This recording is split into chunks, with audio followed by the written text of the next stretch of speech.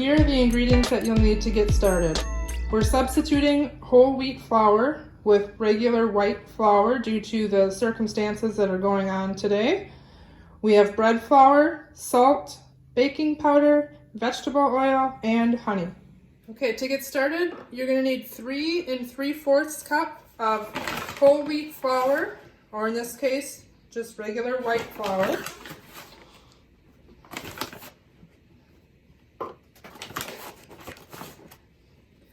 You'll need 1 1/2 cup of bread flour.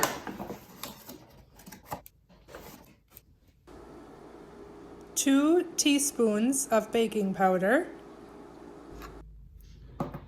1 teaspoon salt. And you'll need to blend those together. Next, we're going to take the vegetable oil and do 2 tablespoons of vegetable oil. Pour it into the center of the mixture. And then you're going to take your spoon and you're just going to cut the vegetable oil, kind of like in the shape of a cross, into the mixture. After you've cut the vegetable oil into the flour mixture, you're going to take a 2-cup measuring cup and you're going to put in 1/4 cup of honey. Once you get your 1/4 cup of honey, what you'll want to do is fill the remaining 2 cups with warm water and stir them together.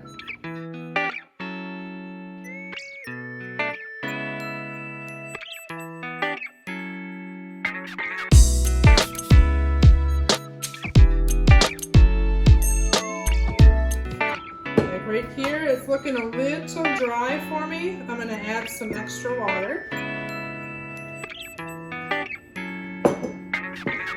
continue to mix.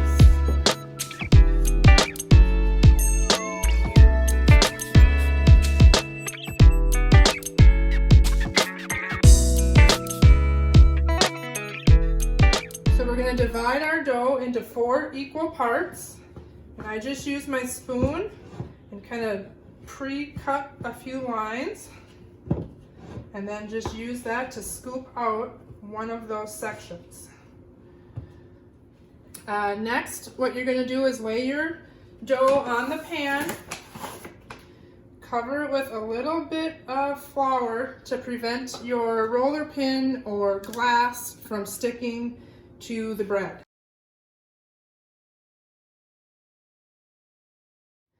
The key to the right thickness is to get it about a 1/2 inch in thickness before it goes into the oven.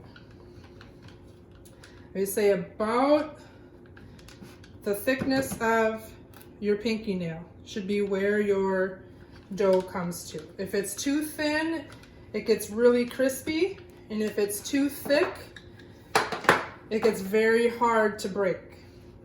Next, what you're going to do is score the center of your bread with a knife, the end of your pie roller, and just make a cross.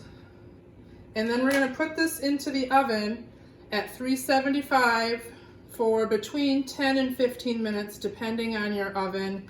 And we'll know when it's done, when it's firm to the touch. Now that we have all 4 rounds flattened and scored, we can put them into the oven, again at 375.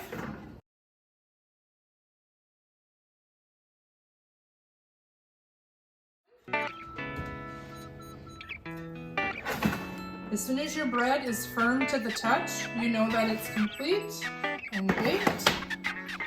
Pull these out of your oven. They're a little whiter than they normally are because of the flour we use. The whole wheat flour gives them a nice brown look. So we're just going to take the bread and put them on some cooling racks. And there you have it. Thanks for watching. Hope you enjoy some nice communion bread at home.